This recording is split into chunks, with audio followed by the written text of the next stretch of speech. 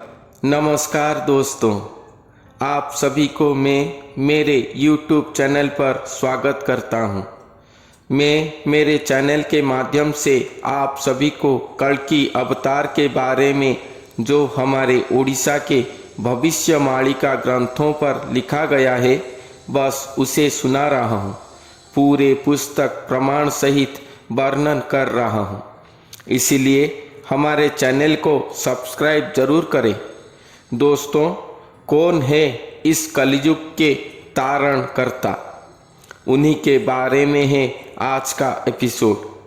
ये बात कहने के लिए मैं आप सभी को हमारे उड़ीसा के भविष्यवाणिका के रचयिता महापुरुष अच्युतानंद जी के अबाढ़ ब्रह्म संहिता पुस्तक में एक पंक्ति लिखा गया है जिसे मैं आप सभी को सुना रहा हूँ। श्रीहरि कहती शुणहो पार्थिव सेही एक भाव सिना, गुरु रूप धरी संसारे अछई शबद ब्रह्म रचना। कर्ता अटे एही, भोक्ता अटे एही, एही से सर्व ईश्वर। जीव थिबा जाए एहा न छाड़िबु, कहिली पार्थ निकर। श्रीहरि कहती शुणहो पार्थिव सेही एक भाव सिना, गुरु रूप धरी संसारे अछई शबद ब्रह्म रचना। कर्ता अटे एही, भोक्ता अटे एही, एही से सर्व ईश्वर। जीव थिबा जाए एहा न छाड़िबु, कहिली पार्थ नि। ये पंक्ति प्रभु श्री कृष्ण और पार्थ अर्जुन के बीच के कथोपकथन है। यहाँ श्रीहरि कहते हैं कि कलयुग के अंत में एक गुरु मानव शरीर धारण करेंगे और वो गुरु के शरीर को स्वयं भगवान धारण करेंगे।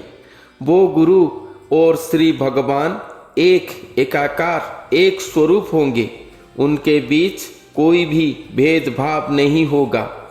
श्रीहरि अर्जुन सहित पूरे मानव जाति को कहते हैं कि श्री भगवान और वो गुरु को हमेशा एक मानना। वो एक हैं। स्वयं भगवान गुरु रूप को धारण करके धरती पर आएंगे। वो गुरु के पास या वो गुरु के श्रीमुख पर जो शब्द निकलता होगा या वो गुरु जो बात कहते होंगे, वो सभी बातें या वो सभी शब्द ब्रह्म रचना अर्थात स्वयं श्री भगवान के श्रीमुख से रचना होते होंगे। वो गुरु कुछ भी अपने मन से नहीं कहते होंगे। जो स्वयं भगवान उन्हें कहते होंगे वो उसे सर्व सम्मुख पर प्रकाश करते होंगे।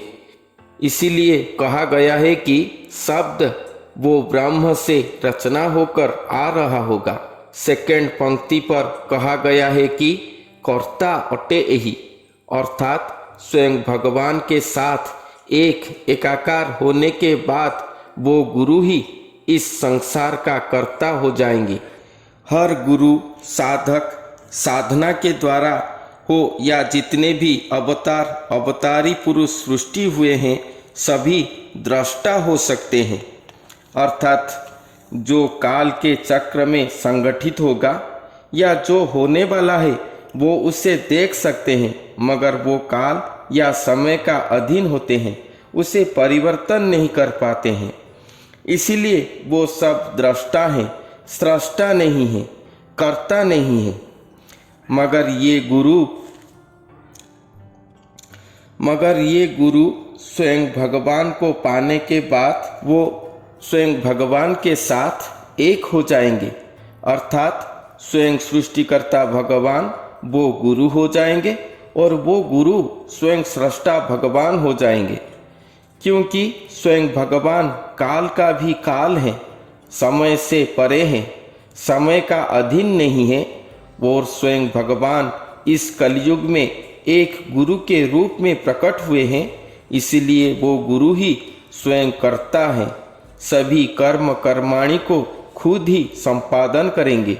वो चाहें तो अनहोनी को होनी कर सकते हैं, आने वाले महाप्रलय को रोक सकते हैं, किसी मनुष्य के कपाल लिखन को अन्य गति या सुगति या दुर्गति दे सकते हैं।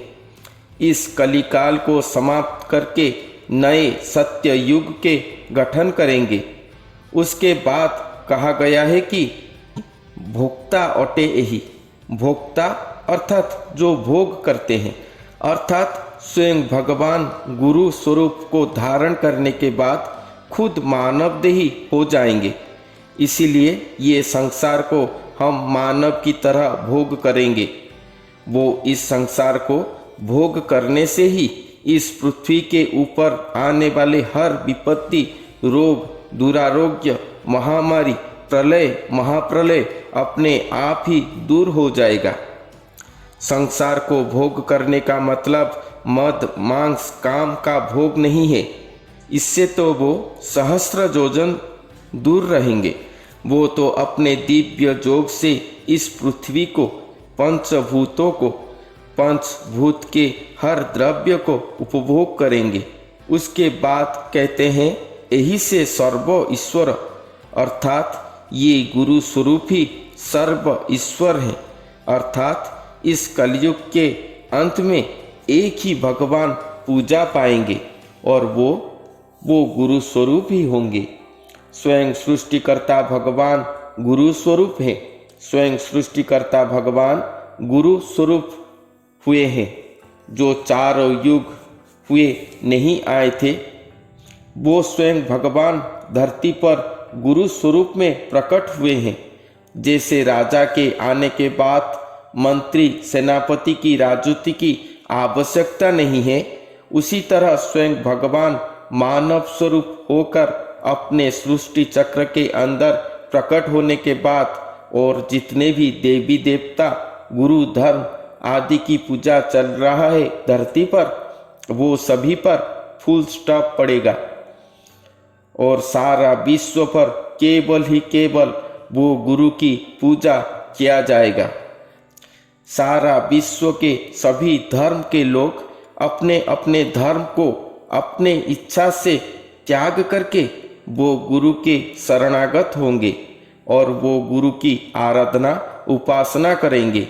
ये बात इस पंक्ति पर नहीं लिखा गया है, मगर हमारे उड़ीसा के भविष्य ग्रंथों पर ये बात लिखा गया है, जिसे मैं आगामी वीडियो पर जरूर पूरे पुस्तक प्रमाण सहित उपस्थापन करूंगा। तो वो गुरु ही सर्व ईश्वर स्वरूप है। आखिर में इस पंक्ति पर कहा गया है, जीव थिबा जाए यह न छाड़िबू कहिली पार्थ निकर। अर्थात श्री भगवान अर्जुन को कहते हैं, जब तक तुम्हारे पिंड पर या शरीर पर तुम्हारा प्राण है, तब तक उन्हें मत छोड़ना। अर्थात अपने तन, मन, ध्यान, कर्म, धर्म सब कुछ उन्हीं के चरणों में समर्पित कर देना और उन्हीं को अपने हृदय में धारण करके उन्हीं का आराधना करना। जब तक शरीर पर प्राण है, तब तक उन्हें पकड़ते रहो, छोड़ना मत। जब तुम्हारा मृत्यु होगा, तब तुम्हारा आत्मा उनके श्री चरण में लीन जाएगा और तुम सर्व मोक्ष पा जाओगे। स्वयं सृष्टिकर्ता भगवान जिन्हें वेद नहीं जानता, सभी देवी देवता जिनके विषय पर अज्ञान थे, ब्रह्मा, विष्णु, महेश्वर जिन्हें एक बार दर्शन करने में समर्थ न हो पाए, जिनके बारे में चारों युग ही अचेत था, मुनि, ऋषि, भक्त का विषय में क्या कहें हम। वो स्वयं सृष्टिकर्ता भगवान एक गुरु स्वरूप में आकर नरदेही होंगे। हमारे जैसे पापी नरात्माओं के बीच रहने आए हैं। कुछ समय, कुछ वर्ष बिताने आ रहे हैं। क्या हम कुछ सोच पा रहे हैं? इस कलयुग के अंत समय पर स्वयं भगवान जो चारों युग में दुर्लभ थे, वो सुलभ होने जा रहे हैं। अहो भाग्य हमारा। हे जगतवासी, मेरे बात मानो, अपने घर में ही इंतजार करो। भक्ति पथ को अपनाकर अपने आप को शुद्धता से भरो। स्वयं भगवान आ रहे हैं। उनका अंग संग लाभ करने के लिए, उनका पद रज को प्राप्त करने के लिए, उनका एक क्षण मात्र से ही सेवा प्राप्त करने के लिए अपने आप को गठन करो, सुयोग्य करो। वो समय आ चुका है। हमारे मालिका ग्रंथों के अनुसार 2012 से वो स्वयं भगवान अपने अंश गुरु स्वरूप के शरीर में आ चुके हैं और इसी भारत वर्ष में कहीं छुप कर बैठे हुए हैं, अपने आप को प्रचारित नहीं कर रहे हैं, जिसका सुजोग लेकर बहुत सारे लोग अपने आप को कल्कि कह रहे हैं। उनके माया में मत पड़ो। जैसे चोर का संग करने से चोरी दंड में दंडित किया जाता है, अगर हम वो डुप्लीकेट भगवान के संग कर डालेंगे अपने अनजाने में सही, तो शून्य के द्वारा हम दंडित जरूर होंगे और वो भगवान का सेवा करने का भाग्य खो देंगे। इसलिए अपने आप को रोक दो, अपने घर पर ही रहो, कल्कि भगवान का आराधना करो। जहाँ पर स्वयं भगवान हैं, वो खुद अपने दिव्य रूप में मानव देही में प्रकट होकर अपना आविर्भाव स्थान को खुद ही चिन्हित करेंगे। सारा जगत श्री भगवान का दिव्य रूप को देखकर स्तब्ध हो जाएगा। वो पल को सब अपने अपने घर में अपेक्षा करें। यही सत्य सुझाव है आप सभी को मेरे तरफ से, हमारे उड़ीसा के भविष्यवाणिका ग्रंथों से। आपको आज का मेरा तथ्य कैसा लगा कमेंट करके बताएं। अच्छा लगे तो लाइक करें। जन जागृति के लिए अधिक से अधिक शेयर करें और हमारे चैनल को सब्सक्राइब अभी तक नहीं किया है तो ज़रूर सब्सक्राइब करें।